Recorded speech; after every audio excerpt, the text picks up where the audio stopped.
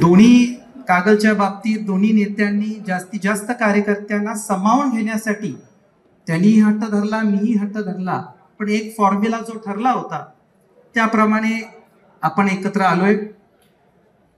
मुरगुडमध्ये पण दादा असतील आणि आपले उमेदवार असतील, या सगळ्यांनी आता त्या फॉर्म्युलाप्रमाणे आपण काम करतोय आणि मला खात्री आहे की येत्या काळामध्ये फार वैयक्तिक कुठल्याही टीका टिप्पणीमध्ये न पडता आपण या दोन्ही नगरपालिकेमध्ये सत्ता स्थापन करू.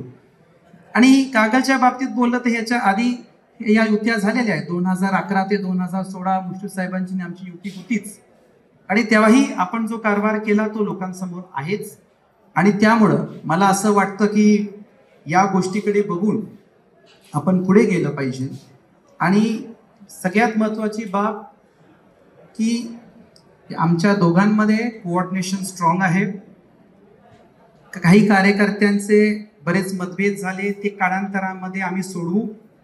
पण कागलसाठी मला असं वाटतं की विकासाच्या मुद्द्यावर काम करण्यासाठी व्यासपीठावर आपण सगळे जे बघतो हे काय सत्तेसाठी युती नाही आहे, ही युती कागलसाठी आहे आणि मला खात्री आहे की त्याच्या उज्ज्वल भविष्यासाठी